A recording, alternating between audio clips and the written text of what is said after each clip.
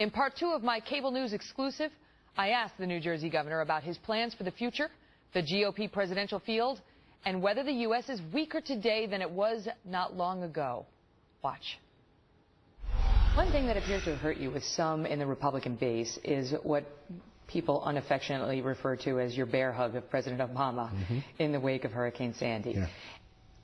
Some people on the right in particular felt betrayed by that. They felt that you hurt Mitt Romney a week before the election in what appeared at that time to be a very tight race.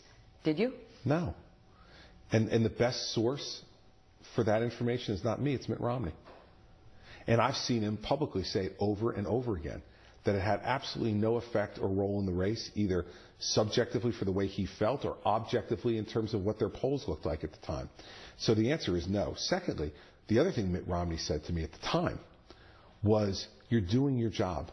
Go do your job as best you can. I've had that job. But he was gracious about it, but that doesn't necessarily mean the voters will be, right? Oh. Because there are a lot of people out there, we got the emails, who felt that you were too effusive and that you didn't have to be that effusive in your praise of the man who wanted to hold on to the White House when a lot of Republicans and independents and others in this country did not want him to. To those voters who still are holding a grudge against you, what do you say? First of all, there was not one person, with possible exception of Paul Ryan, in America who worked harder for Mitt Romney. I was the first governor to come out and endorse him in the fall of 2011. I traveled to 26 states for him. And right up until the day of Hurricane Sandy, in fact, that Friday before Hurricane Sandy, I was in North Carolina campaigning and raising money for Mitt Romney. So some people who you're referring to, have a very short memory. Fortunately, Mitt Romney doesn't. Right. And the fair people don't. When that crisis hit, I was asked, has the president been responsive? Has the president been there to help your people? And my answer was yes. And Megan, if I had to do it again, I would say exactly the same thing, because it was the honest answer. They didn't want you to have such a smile on your face when you said it. They wanted you to look grumpier. Well, guess what? If anybody saw me smiling during Hurricane Sandy, they weren't looking at the right pictures. I wasn't. But I want to move on to a couple of other things. Just let me finish with this, though, on that point. These are the ABCs of me. You ask me a question, I'm going to give you an honest answer. Some days it may serve your political purpose, and some days it might not. But in the end, the comfort you should take from it is, I'm not changing as the wind blows. I say what I think. And I think that's what people should take comfort from. Those critics, I think many of them, at least in my interaction, are kind of over that. Top 3 Republican candidates for president in your mind right now? Wow, it's an interesting question. I mean, I'd say, I don't know if I could restrict myself to 3, but I'll give you the ones that I think are really good. I think Jeb Bush would be an outstanding candidate for president. I think Scott Walker would be a really good candidate for president. I think Paul Ryan would be a really good candidate for president. Rand Paul? I think he'd be a credible candidate for president. I think Marco Rubio would be a good candidate for president. There's been some bad blood between you and Rand Paul. He's very critical of you on the Bridgegate thing. Would you campaign for him? Well, I mean, listen, I intend to campaign for whoever the Republican nominee is, because I'm a Republican. And whatever differences I may have with any one of those people that I just named myself, because there are differences between me and those folks, it would be minor compared to the difference I would have with the Democratic nominee is. Now, some say that Mitt Romney may run again. Do you think that's a good idea? Listen, if Mitt Romney wanted to run again, that would be totally up to him. I don't think he will. How about you? We'll see. I had to ask. I knew we were going to get that answer. We'll see. I mean, you sound like you're closer to doing it than you were last time around. Well, I think I'm older and more experienced, and it's certainly something that I've said to everybody that I'll consider. But do you have too much baggage? No. You had so little baggage last time. This time it's different. I'm older. And you know what? If you don't have baggage, they'll create baggage for you. That's politics in America today. That's the way it goes. In the end, you know what? People don't judge you on that kind of stuff. People look into your eyes and they try to decide what's in here. And that's how they vote. They vote for what they believe is in your heart. And can they trust you? Yeah. Do you care about them and understand them? Will you be the type of person that they'll be proud of sitting in that office?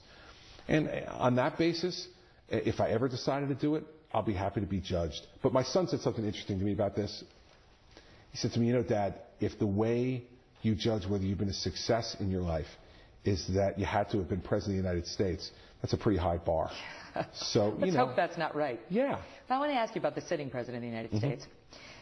The latest polls show that more Americans think the United States is weaker than it was before Barack Obama took office. Do you agree with that? Yes.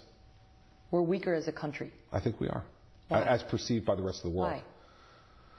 Listen, I think America has to continue to be around the world, and there's burdens that come with this. But we have to be a force for good around the world.